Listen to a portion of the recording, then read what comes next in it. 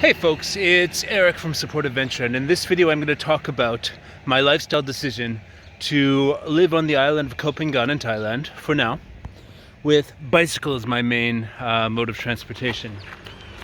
So this in general is the land of motorbikes. Vroom.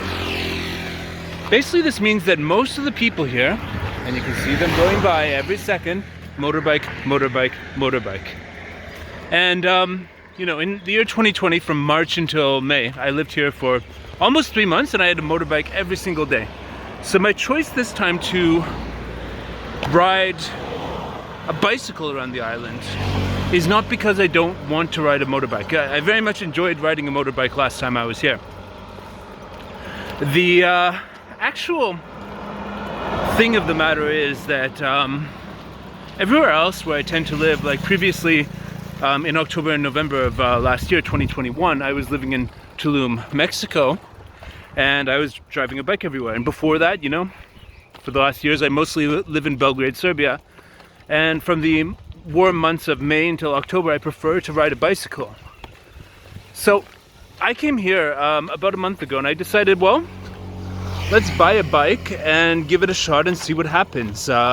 Because previously I'd only experienced the island with a motorbike, and you know, walking here really isn't an option because the distances to get where you're going to places tend to be, you know, like 4 kilometers or something, or even more depending on where you live and where you're going. But this time I was blessed to find a house that I'm living in, which is right between two of the main towns, Sritanu and Dharamsala. So basically this is the road heading up there. I live around here close to the hospital. And so I just wanted to talk about the considerations, because when I came here, I rented a motorbike for 4 days, and I was going to either like, I don't know, buy one or get a bicycle, see how that is. And so I got a bicycle.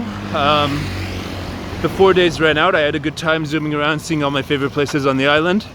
And then I decided to settle in to the bicycle lifestyle. Now it's important to note, you see this road behind me, it's pretty much like flat, and this is the key thing.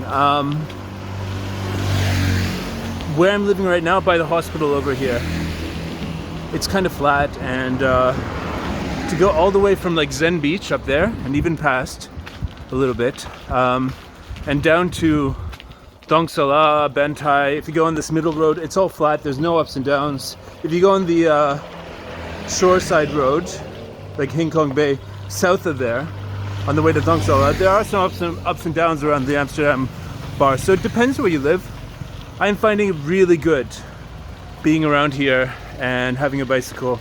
It takes me about 12 minutes to get from around here to Dharamsala, and about the same amount of time to get to a place like Sritanu, anywhere from like, I don't know where the 12-minute mark would be, but you know, somewhere between Orion Healing Center and Zen Beach.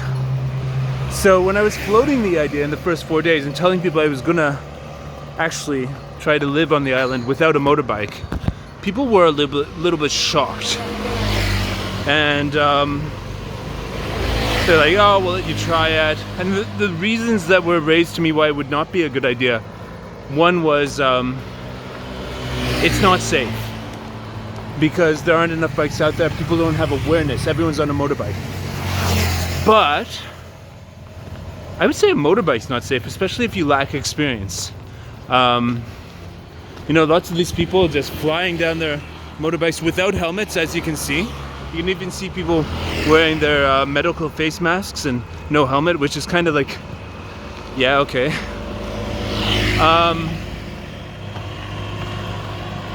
Is driving a bike around here safe? Well, it depends how you ride. Is driving a motorbike around here safe? Well, it depends how you ride. Is walking safe?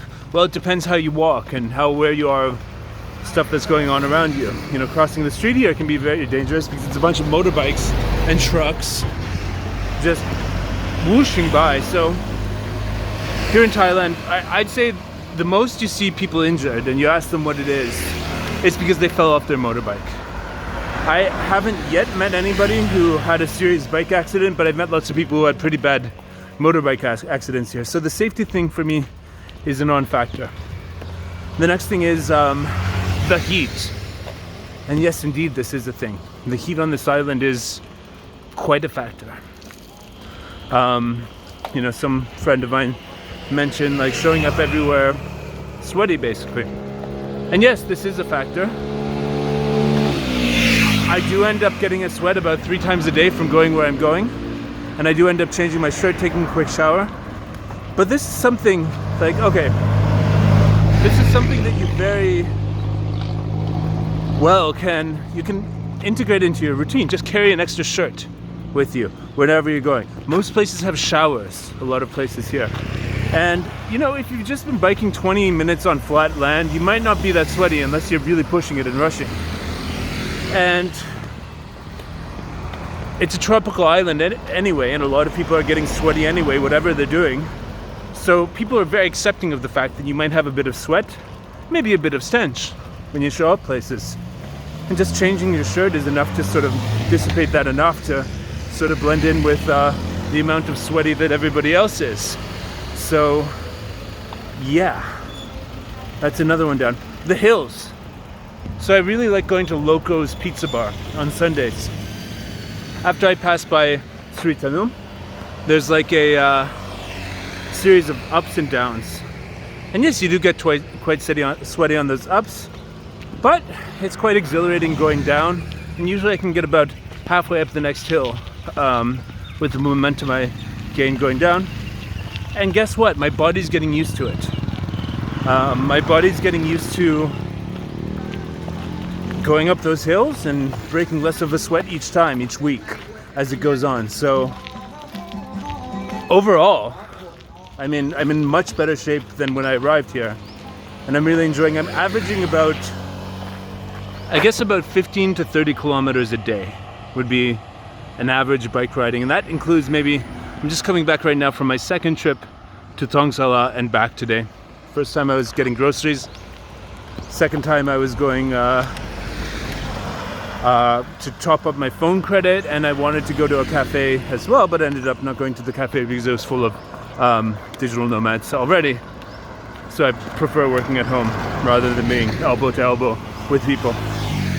Yeah, so I do go to places to meet people, like one good sunset spot is called Blue Rama. Actually, the owner just waved at me from his car as he was passing. That's why I nodded when I was explaining the sweat situation, because I've been there and met the guy a few times, so we were acknowledging each other. And going up the places like that, really, yeah, you do break a sweat. But what I do before I go up that hill is I take off my shirt. So the sweat doesn't go into my shirt, it kind of just evaporates. And a lot of people here are shirtless, and you know, you get to the top and you sit there without a shirt for a few minutes until your sweat evaporates, then you put your shirt back on, as good as new. Or you bring another shirt with you. And that's one of those places that does have a shower that you can use. You can jump in the pool. Whatever it is. So overall, I'm really happy with my lifestyle decision. I still might get a motorbike to go to places like the first night I was here, I went to a concert where I actually performed at Retro Mountain, and that place would be a pain in the ass to get with a bicycle from here. And I still might get a motorbike, but for the past 3 weeks, I've pretty much proven to myself it's more than possible to live here only with a bicycle. You feel great because of the exercise, and people actually find it intriguing and different.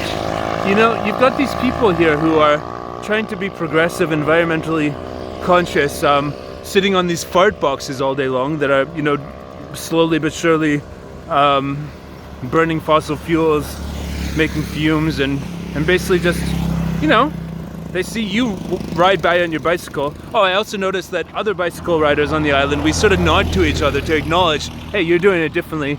You're riding a bike, isn't it great? Whereas other people who ride a motorbike tend to be like, oh, you don't have a motorbike, you have a bicycle, that's interesting.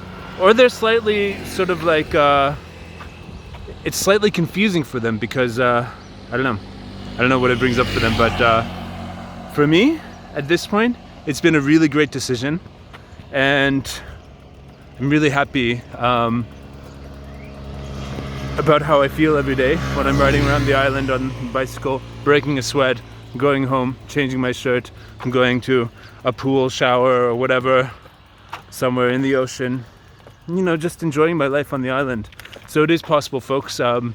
Anybody else out there have an experience to share Koh Phangan by bicycle, please write in the comments below and share your experience. Did you get hit by a car in an accident? Did you, I don't know what happened.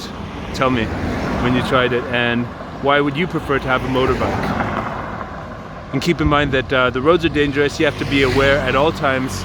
Be prepared to dismount, and Thailand is a dangerous place for roads statistically, no matter what you do. So be on guard, folks, and I wish you happy riding, whether you drive a fart box or you run on your own power.